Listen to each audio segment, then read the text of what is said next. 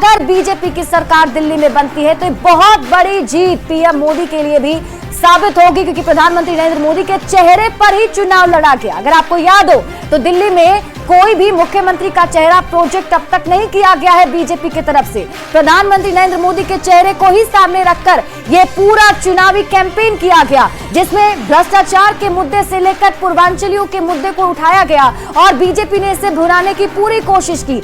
यमुना के जहर का मुद्दा उठाया गया, साथ ही साथ भ्रष्टाचार के मामलों को लेकर भी आम आदमी पार्टी को घेरा गया था। तो क्या उन मुद्दों को जनता तक पहुंचाने में बीजेपी सफल हो पाई है? हालांकि जब परिणाम आएंगे तो इस पर भी विश्लेषण किया जाएगा कि क्या होने जा रहा है, लेकिन जो आंकड़े हैं वो जरूर बीजेपी के लिए अच्छे आंकड़े साबित होते हुए शुभ संकेत बीजेपी के लिए। 44 सीटों पर बीजेपी ने बढ़त बना रखी है, 21 विधानसभा की सीटों पर आम आदमी पार्टी की बढ़त है और कांग्रेस को बड़ा झटका है। कांग्रेस एक सीट पर बढ़त बनाए हुए है। और फिलहाल जो हम आपको ये आंकड़े दिखा रहे हैं और बड़े चेहरों की बात कर रहे हैं, तो उनके बारे में भी आपको बता दें। विधानसभा सीट के हिसाब से अगर देखा जाए तो नई दिल्ली विधानसभा सीट से अरविंद केजरीवाल जो है वो लगातार पीछे ही चल रहे थे, शुरुआत से पीछे हैं और अभी भी कई राउंड की काउंटिंग कंप्लीट हो चुकी है, उसके बाद भी वो पीछे ही चल रहे हैं। तो ऐसे में जब बड़े नेताओं का ही यही हाल है तो आगे क्या होगा इसे समझा जा सकता है। तो बहुमत के आंकड़ों से आगे बढ़ती हुई बीजेपी 44 विधानसभा की सीटों पर बीजेपी ने बढ़त बना रखी है, कांग्रेस एक सीट पर और आम आदमी पार्टी 21 सीट पर। शुभी का रुख कर लेते हैं। शुभी, इसे राजनीतिक विश्लेषक कैसे देख रहे हैं? क्या ये एंटी इनकम्बेंसी के तौर पर भी देखा जा सकता है? जी वाकई शिप्रा, हम राजनीतिक विश्लेषक जो हमारे साथ बने हुए उनसे बातचीत करेंगे और ये जानने की कोशिश करेंगे कि क्या क्या बड़ी वजह रही होगी जिसकी वजह से जनता ने इस बार लगातार जो पिछले कई सालों से आपकी सरकार आ रही थी उस पर भरोसा ना कर बीजेपी पर भरोसा जताया है। क्या क्या वजह हो सकती है? साथ ही साथ एंटी इनकम्बेंसी की भी बात की जा रही है, क्या ऐसे ये भी रीजन हो सकता है? हाँ, एंटी इनकम्बेंसी तो रीजन है ही। बहुत सारी चीजें फ्री की, ये दो पहलू होते हैं ना सिक्के के। हैं? आपने महिलाओं के लिए फ्री कर दिया, लेकिन मारा गया उसमें ऑटो वाला, ई रिक्शा वाला और वो कैब वाले भी खूब भला बुरा कहते थे। इन चीज़ों का असर पड़ता है। बाकी जो आप फ्री कर रहे हैं, ठीक है, पानी फ्री, बिजली फ्री, बाकी चीज़ें भी देखिए इसकी गुणवत्ता। हाँ, नहीं पार्टी के वो चुनाव हारते हुए नजर आ रहे हैं। केजरीवाल भी पीछे हैं, मनीष सिसोदिया भी पीछे हैं, आतिशी भी पीछे चल रही है। कि हम सुबह से एक बात कह रहे हैं कि हमने दिल्ली का चुनाव दिल्ली के मुद्दों पर लड़ा है।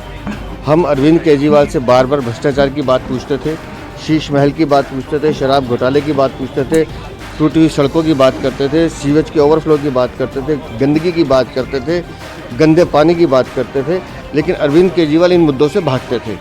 वो इस चुनाव को लुभाने की और वादों पे, झूठे वादों पे लाने की कोशिश कर रहे थे। दिल्ली की जनता ने दिल्ली के दर्द को समझा है और उस दर्द का जो निवारण है वो भारतीय जनता पार्टी कर सकती है। इस उम्मीद के साथ उन्होंने माननीय प्रधानमंत्री को वोट दिया। सीएम फेस कौन होगा? देखिए, हमारे लिए ये विषय गौण है। हम पहले भी कह चुके हैं, भारतीय जनता पार्टी का कार्यकर्ता मुख्यमंत्री बनेगा, केंद्रीय नेतृत्व तय करेगा इसको। इस बार आपको उम्मीद है कि इस बार आपकी सरकार बन जाएगी? बिल्कुल बनेगी। सचदेवा को सुन रहे थे, उन्होंने साफ शब्दों में कहा है कि मुख्यमंत्री कौन होगा ये बीजेपी का प्रमुख तय करेगा कि आखिर मुख्यमंत्री कौन बनेगा, कौन चेहरा होगा। लेकिन इन सब के बीच अगर हम ये जो आंकड़े हैं उस पर नजर डालें तो ये स्पष्ट समझ में आ रहा है कि अभी जो रुझान आया है वो बीजेपी के पक्ष में आ रहा है। इसकी क्या क्या प्रमुख वजह हो सकती है? कोई एंटी इनकम्बेंसी कह रहा है, कोई फ्री बीज की बात कर रहा है।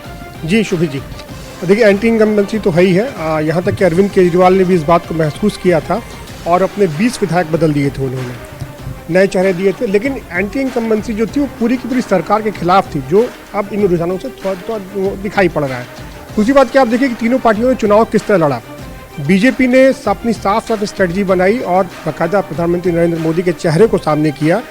आम आदमी पार्टी निशाना बनाती रही कि अगला सीएम का फेस कौन होगा। बीजेपी सीएम फेस नहीं दे रही है, लेकिन भारतीय जनता पार्टी ने नरेंद्र मोदी के चेहरे को सामने किया और चुनाव लड़ा और 1 on 1 गए। ठीक है, चूंकि अरविंद केजरीवाल राष्ट्रीय राजनीति के भी चेहरे, इंडिया ब्लॉक में भी हिस्सा रहे थे। वहीं कांग्रेस ने अगर पार्टी ज़्यादा कहें तो उसके जो इंडिविजुअल कैंडिडेट्स हैं उन पे भरोसा किया था, चूँकि पार्टी की अभी वैसी ज़मीन तैयार नहीं है। कांग्रेस के लिए इस बार एक अस्तित्व का सवाल था।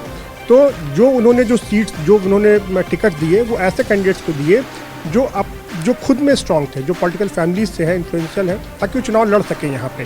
तो स्ट्रैटेजीज में भी बहुत बदलाव किए गए। कहा गया कि बीजेपी ने इस बार अपनी स्ट्रैटेजी में बहुत बदलाव किया है। जो पहली 29 उम्मीदवारों की लिस्ट जारी की गई थी, उसमें से 8 ऐसे भी उम्मीदवार थे जो पहले दल बदल का खेल कर चुके थे। तो क्या ये जो स्ट्रैटेजीज में बदलाव किए गए उसका भी असर दिखा?